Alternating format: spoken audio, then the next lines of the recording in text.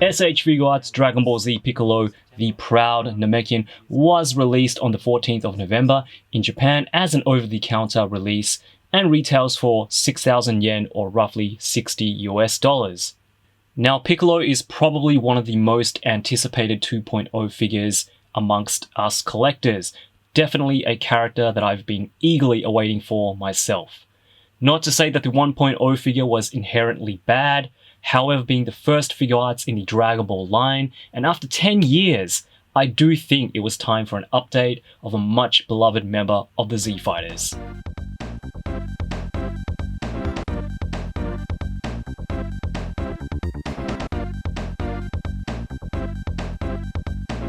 So for the most part, I think Tamashii did a pretty good job in giving us a faithful representation of Piccolo in figure form. I say for the most part because I do have a few discrepancies with some of the faces Piccolo comes with, and that's where we're going to start first. Like most Dragon Ball characters, Piccolo's appearance does evolve over time. Of course, that has a lot to do with the artist who Piccolo is drawn by at the time, but the main changes Piccolo goes through are his height. Piccolo gets taller over time, his purple gi gets a deeper V-cut, and his features become a lot more sharper and angular. I want to say the Piccolo Tamashii has given us this time around is how he appears somewhere in between the Saiyan to Namek arc.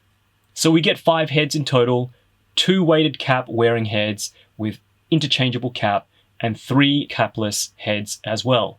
The stern faces look great overall, and besides the pink outline on the lips, which isn't as bad in hand, I think Tamashii are pretty spot on in terms of sculpt. It's just when we come to the shouting faces, the nose and the eyes just look a little squished together, especially in the capless head. I don't know, I think it would have been a little bit better if there was a little bit more space between the eyes and the nose. The pupils seem a little close together as well. Nevertheless, I really like the sculpted in veins, and the paint job is very well done as well. Nice and clean whites for the teeth, and 2 shades of purple for the mouth and tongue. Now the rest of Piccolo looks pretty darn good as well. A little lacking in the paint apps. Again, just a bit more shading would have been much appreciated, especially in the shoes. They just look so plain without any detailing. That's not to say that we don't get any shading at all, the cape being the only part of the figure with shading. However, I am very happy with the choice of color palette this time around. We do get the anime accurate colors as opposed to the manga themed colors in the 1.0 general release Piccolo. So pink arms and blue belt. Most of the figure is molded colored plastic with the exception of the arms, ankles and upper chest. So there really isn't much concern for paint rub.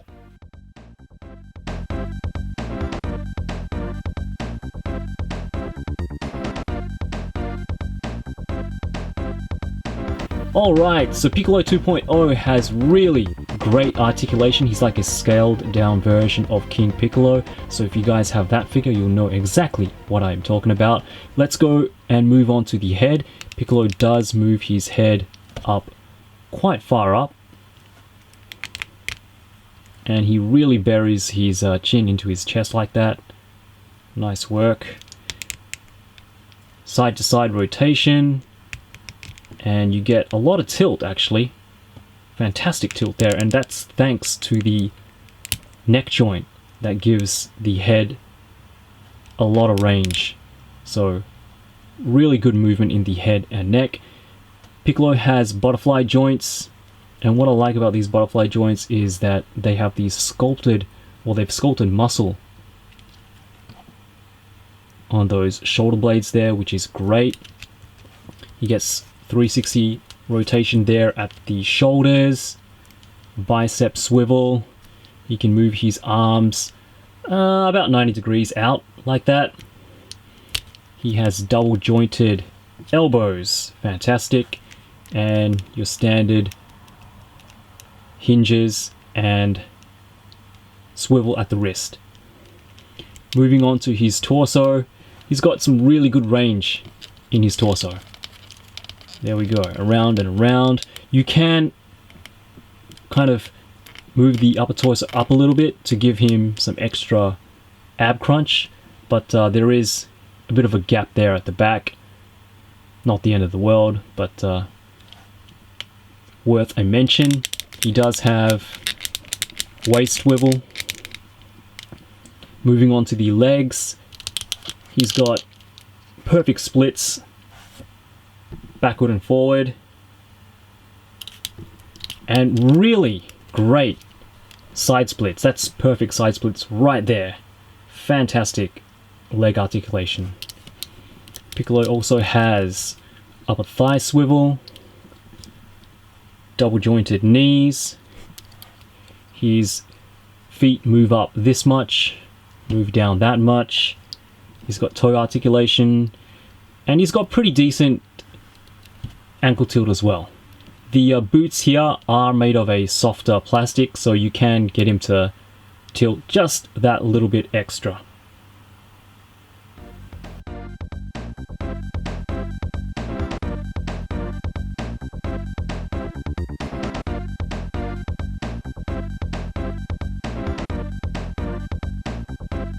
So for accessories, we get a nice selection of hands, heads, and clips for Piccolo's various iconic poses. Going back to the heads, we get 5 in total, 2 stern heads, capped and capless, 2 shouting capped and capless heads, and 1 teeth gritting head as well. For the weighted cap heads, you are able to remove the cap and just swap them out.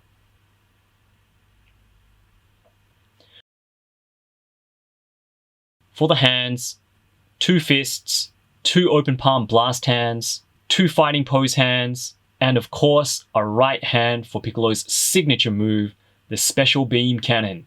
Special Beam Cannon not included. Like the 1.0 figure, you are able to swap out Piccolo's arms to give his iconic crossed arms look, something Piccolo has become synonymous for.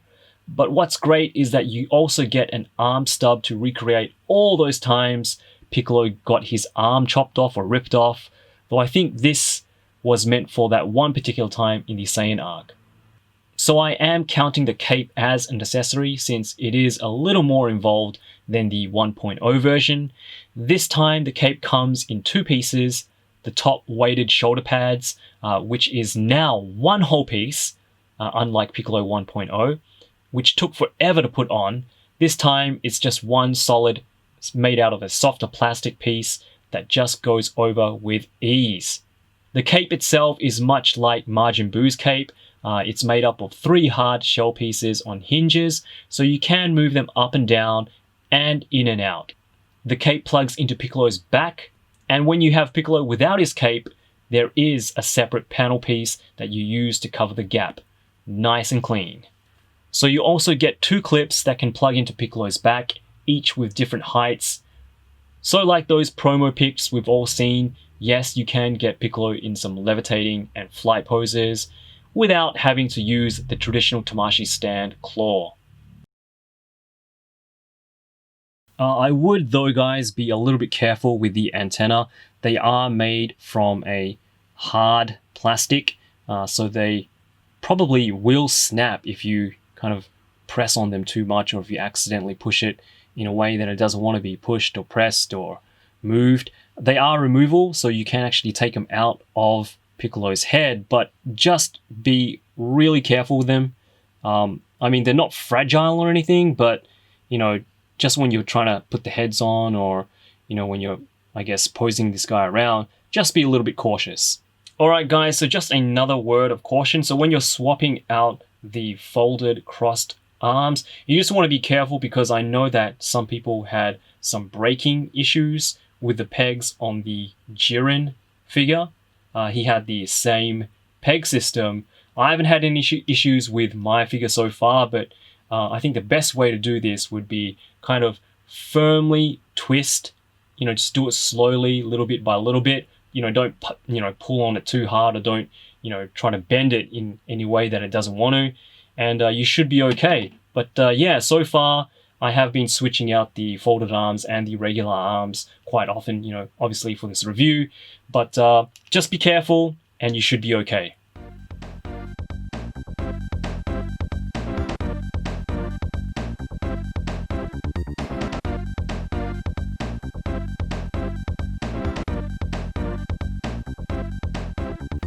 Alright, so what we've all been waiting for. How does Piccolo stack up height-wise? Pretty darn good in my opinion. Again, as I mentioned, and I did do a little research, but Piccolo does get a little taller towards the Buu arc. So he's not quite there with how Tamashii scaled Piccolo this time, but he is definitely at least a head taller, if not a little bit more, than Goku, which I'm totally fine with. I mean, we all know that Dragon Ball isn't the most consistent anime out there, but the general consensus is that Piccolo should be a pretty tall guy, and he is. You can see the 2.0 Piccolo is on par with figurized Piccolo, which is supposed to be a 7-inch figure, so I think this works pretty well. Yes, I was a little worried, like some of you, that the scale would be a little bit off, that Piccolo would be a little bit too short, but I think Tamashii really did a good job with the scale this time. I think Piccolo does look great with the rest of the Z fighters. Overall, I think this is a great update of Piccolo. The new articulation, the proportions, the anime accurate colors, everything I was looking for in a 2.0. In a perfect world, maybe Piccolo would come with the special beam cannon, maybe a shriveled arm from when he fought in Perfect Cell, maybe some extended stretched arms, and possibly maybe a cloth wired cape. But that's the thing with accessories, the ideas are limitless, and especially with a character like Piccolo, with so many iconic moments, there really is a lot that can be added to this set.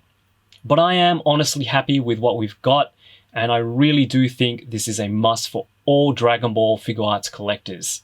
I really hope we see Tamashii update more of their older releases. For me, the next character that I think desperately needs a 2.0 update is the original Future Trunks. The next would probably be Krillin, just so everyone who missed out the first time gets a chance to own a Krillin Figuarts. Let me know what you guys think. Which character would you like to see get the 2.0 treatment? Anyway, hope you enjoyed the video. I'll have my review of the Imagination Works Goku coming soon, hopefully.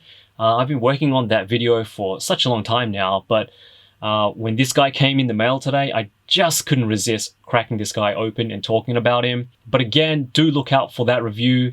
I've got a lot to say about that figure. But as always, thank you so much for watching. You guys are awesome. Stay safe, stay healthy, and I'll be seeing you all very soon. Yoroshiku!